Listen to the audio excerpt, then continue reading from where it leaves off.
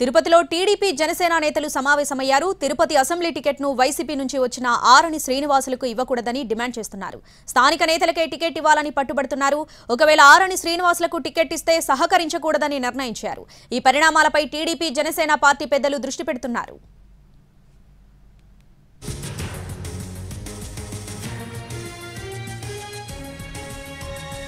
తిరుపతిలో టీడీపీ జనసేన నేతలు సమావేశమయ్యారు. తిరుపతి అసెంబ్లీ టికెట్ను వైసీపీ నుంచి వచ్చిన ఆరణి శ్రీనివాసులకు ఇవ్వకూడదని డిమాండ్ చేస్తున్నారు.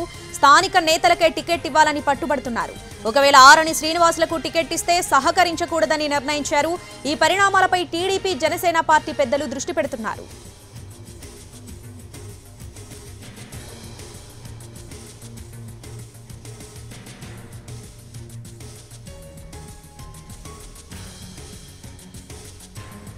పూర్తి అప్డేట్స్ మా ప్రతినిధి కార్తిక్ ఫోన్ ద్వారా అందిస్తారు. కార్తిక్. శ్రావణి, తిరుపతిలో లోకల్ అండ్ నాన్ లోకల్ వారైతే ఫిక్స్ జరిగిందని అనుకుని చెప్పాలి. ఎందుకంటే గత కొన్ని నెలల పాటుగా కూడా తిరుపతి సీటు పంచాయతీ అయితే రెండు పార్టీల మధ్య తెగడం లేనటువంటి పరిస్థితి. అయితే ఈ నేపథ్యంలో జనసేనకి సీట్ అంటూ కూడా ఇప్పటికే టీడీపీ అధినేత చంద్రబాబు స్పష్టం చేసినటువంటి నేపథ్యంలో జనసేన సైతం ఇక్కడ ఉన్నటువంటి ఒక అభ్యర్థిగా శ్రీనివాసులను ఎంపిక చేసినట్టుగా కూడా ఒక ప్రచారం అయితే సాగుతుంది. అదైతే అఫీషియల్ గా జనసేన పార్టీ నుంచి రాకపోయినప్పటికీ కూడా ఇప్పటికీ ఒక పేరు అయితే తెరపైకి రావడం కూడా జరిగింది. ఈయన చిత్తూరు సిట్టింగ్ ఎమ్మెల్యేగా వైసీపీ తరఫున ఉన్నారు. ఆయన పార్టీలోకి చేరిన వెంటనే కూడా ఆయన అభ్యర్థిగా కూడా చెప్పడంతో ఒకసారిగా కూడా తిరుపతిలో ఉన్నటువంటి టీడీపీ నేతలు కావచ్చు, జనసేన పార్టీ నేతలు కావచ్చు, ఇద్దరు కూడా కలిసి ఒక సమావేశం అనేది కూడా ఏర్పాటు చేసుకున్నారు. ఖచ్చితంగా సీట్ ఇస్తే సిపిలో తిరుపతి నుంచి పవన్ కళ్యాణ్ పోటీ చేయాలి, లేదంటే ఇక్కడ ఉన్నటువంటి స్థానికంగా ఉన్నటువంటి నేతలకే సీట్ ఇవ్వాలంటూ కూడా అందరూ కూడా తీర్మానం చేసినటువంటి పరిస్థితి. ఈ మేరకు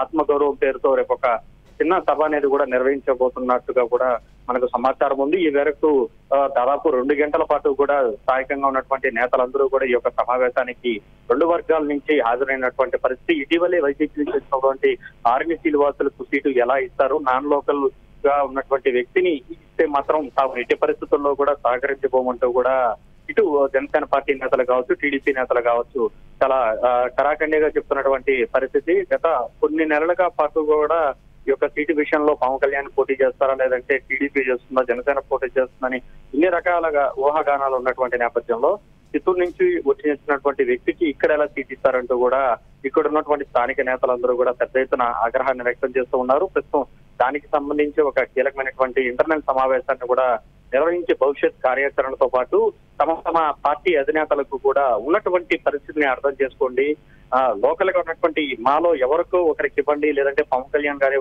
పోటీ చేసిన ఎటువంటి ఇబ్బంది ఉండదు, కానీ ఎవరికో బయట వ్యక్తి ఇస్తే మాత్రం తాము ఎట్టి పరిస్థితుల్లోనూ సహకరించబోమంటూ కూడా ఒక తీర్మానం అయితే చేసుకున్నటువంటి పరిస్థితి. మరి చూడాలి ఈ రెండు ఏదైతే జనసేన పార్టీకి కావచ్చు, తెలుగుదేశం పార్టీకి సంబంధించినటువంటి కీలక నేతలందరూ కూడా ఈ విధంగా సమావేశం ఏర్పాటు చేయడం మాత్రం ఒక రకంగా తిరుపతిలో సంచలనంగా మారిందని చెప్పుకోవాలి. ఈ రెండు వర్గాల నేతల సమాచారాన్ని కూడా ఇప్పటికే పార్టీ పెద్దలకు తెలిసినటువంటి నేపథ్యంలో ఈ సీటు విషయంలో జనసేనాని ఏ విధమైనటువంటి అడుగులు వేస్తారు, ఆ తీరా ఐవీఆర్ఎస్ సర్వే చేసినటువంటి క్రమంలో కూడా ఆయనకు వెనుకబడ్డారు, అలాంటి వ్యక్తికి ఎలా ఇస్తారంటూ కూడా జనసేన నేతలు, టీడీపీ నేతలు చెప్తున్నటువంటి క్రమంలో మునుముందు ఈ యొక్క సీటు విషయంలో పవన్ కళ్యాణ్ ఎలా అడుగులు వేస్తారనేది మాత్రం చాలా ఆసక్తికరంగా మారింది. అయితే సమావేశం ముగిసిన తర్వాత రేపు ఒక సభ ఏర్పాటు చేసుకుని నేరుగా ఏదైతే పార్టీ అధినేతల దృష్టికి ఈ విషయాన్ని తీసుకెళ్లడానికైతే ఇరు పార్టీల నేతలు సిద్ధమవుతున్నారు.